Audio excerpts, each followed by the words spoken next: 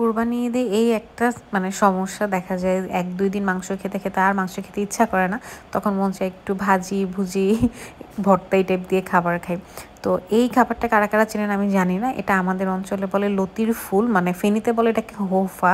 হোফাই তো বলে মনে হয় এরকম কিছু, বাট আমরা বইয়ের ভাষায় জানি যেটা লতির ফুল বলে আরকি। কার অঞ্চলে কি বলে অবশ্যই জানাবেন কমেন্টসে। আসসালামু আলাইকুম, সবাইকে নতুন একটি ভিডিওতে ওয়েলকাম করছি। তো এই যে লতির ফুলগুলো কেমন সুন্দর মতো কেটে নিছে, কেটে এরপর ভালো করে ধুয়ে নিছে। এখন এটাকে সেদ্ধ করে নেবে। সেদ্ধ করার সময় একটু হচ্ছে হলুদ গুঁড়া দিয়ে সুন্দর মতো সেদ্ধ করে নেবে আর কি, একদম নরম নরম হয়ে যাবে।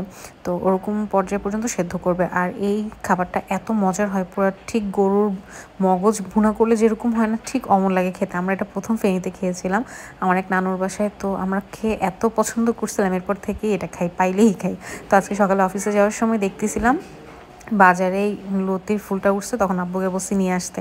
তো আব্বু নিয়ে আসছে। পাশে হচ্ছে সেদ্ধ করা কমপ্লিট। এখন এটাকে ভাজি করে নেবে। ভাজি বলতে আমরা নর্মাল যেরকম ভাজি করি, পেঁয়াজ মরিচ দিয়ে সুন্দর মতো পেঁয়াজ মরিচটা একটু লাল লাল করে ভেজে নিব। এর মধ্যে হচ্ছে একটু লবণ পরিমাণ মতো দিয়ে দিবে। এরপর হচ্ছে সব ধরনের গুঁড়া মশলা, সব ধরনের বলতে হলুদ গুঁড়া, মরিচ গুঁড়া আর সামান্য একটু হচ্ছে জিরা গুঁড়াটা দিবে, আর একটু রসুন বাটা দিবে আর কি।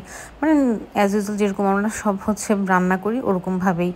তারপর খুব বেশি হচ্ছে মশলাপাতি দেয় না, অল্প অল্পই মশলাপাতি দেয় আর কি। তো মশলাগুলো দিয়ে একটু কিছুক্ষণ ভেজে নেবে, কিছুক্ষণ বলতে জাস্ট ১-২ মিনিটের মতো ভেজে সেদ্ধ করে রাখা লতির ফুলগুলো দিয়ে দিবে আর কি। তো এরপর এটাকে সুন্দর মতো রান্না করে নেবে বলতে কোনো ধরনের পানি বা কোনো কিছুই দিবে না। সুন্দর মতো এটাকে ভাজা ভাজা করে মানে ভাজবে আর কি, লো ফ্লেমে রেখে ঢেকে দিলে সুন্দরভাবে একদম সেদ্ধ হয়ে গলে যাবে।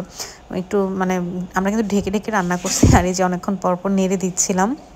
এটা একদম সেদ্ধ হতে হতে দেখা যাবে যে একদমই গলে গেছে। ফাইনাল লুকটা আপনারা দেখলেই বুঝবেন। তো একটু ঢেকে ঢেকে রেখে রান্নাটা কমপ্লিট করতে পারবেন। আমার মনে হয় এটা অনেকেই খেয়েছেন। তো যারা যারা খেয়েছেন তারা অবশ্যই জানেন যে এটা কত মজার হয়।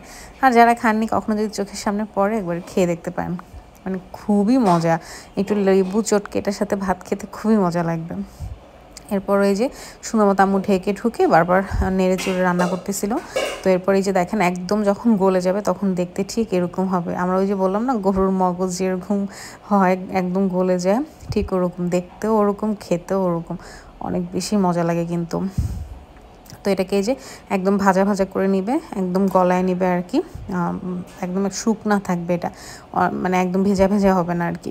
তো এই যে ফাইনাল হচ্ছে এরকমভাবে, এরকম হবে দেখতে, একদম শুকনো শুকনো হবে।